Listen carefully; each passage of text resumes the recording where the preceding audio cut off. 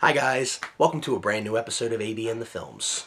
Okay, for all the man and dog fans out there, this is huge for you guys. And I don't know if you guys have seen this on YouTube, maybe you have, maybe you haven't, but if you haven't, strongly recommend you check this movie out. It's on YouTube, it's streaming for free. I don't think it's supposed to, but you guys can definitely check it out. It's called The Rock-afire Explosion. And it's a documentary about the animatronic band from Showbiz Pizza called the Rock-afire Explosion. Now, for those who don't know, before Chuck E. Cheese, there was Showbiz Pizza. Now, they were two separate companies at the time, but Showbiz Pizza was looking for, I forget how the story goes, but Aaron Fechter, I think that's how you pronounce his name, he was the creator of the Rock-afire Explosion in the late 70s.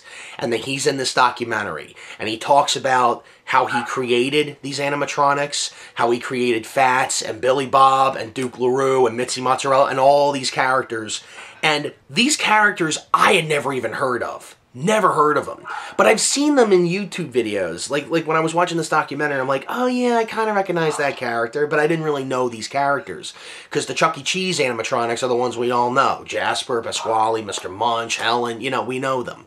But it was really fascinating to hear Aaron talking about how he created all these things, the welding, the costumes, the scripts, just making animatronics and programming them, how to program them. It was fascinating to watch him talk about this stuff. And also, the Rock-afire Explosion's biggest fan, Chris Thrash, I think his name is, he has his own version of the Rock-afire Explosion in his house. Okay, he bought one of the animatronic bands. And there's a lot of other fans from Showbiz Pizza that come in and talk about this. But what I really liked about it was there were a lot of comparisons that these guys are talking about because these guys are fans of the animatronic band.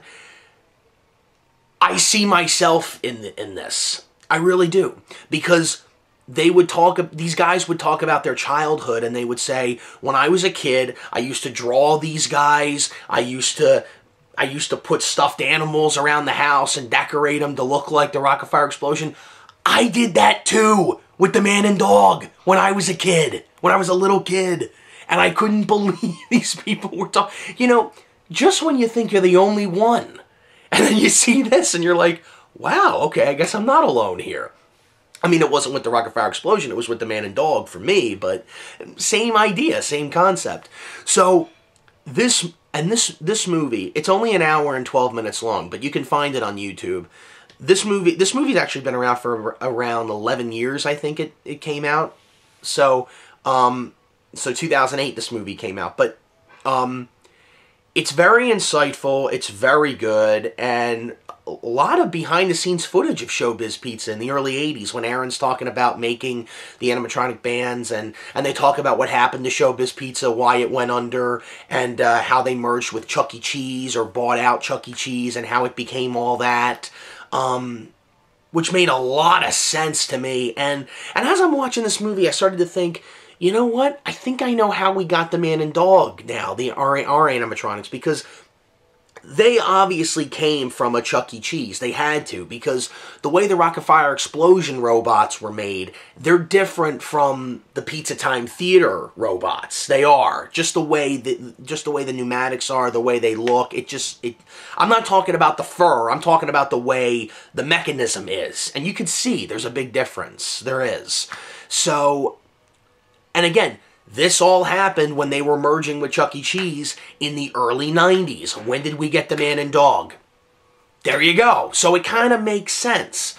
And again, Chris Thrash, who has his own Rock-afire Explosion, he talks about how they're hooked up, the compressed air and the Mac valves. It's the same thing with the man and dog. The same thing. They show you how they work, how they operate, how each function is controlled. And again, I'm watching this and I'm thinking to myself, man and dog, it's the same way, because I know how the man and dog work. I know how the Mac valves work and all that. So it was really quite impressive.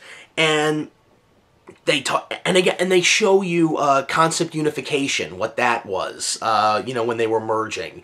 And that answered another question of mine. It's because I remember asking myself, why do some of the Chuck E. Cheese robots look different than the other Chuck E. Cheese robots?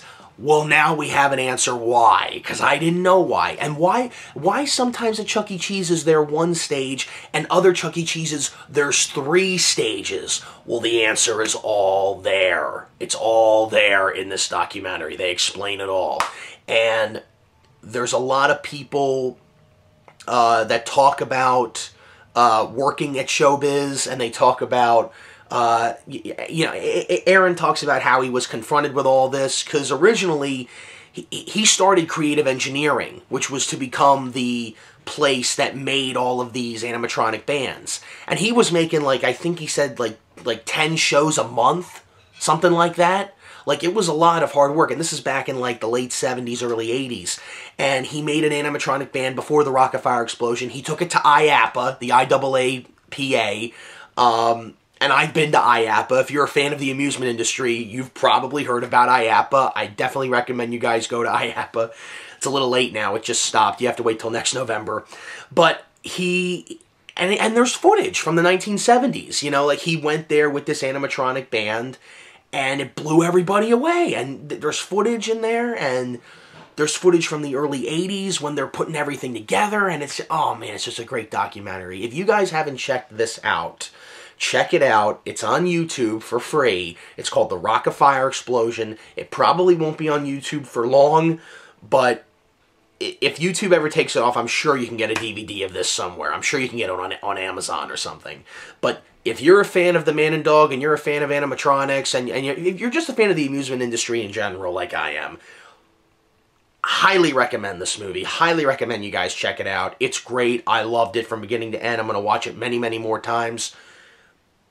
Yeah, great documentary. Totally recommend you guys check it out. So that's all I have to say about the Rock-afire Explosion documentary, and I will see you guys in the next review. Later.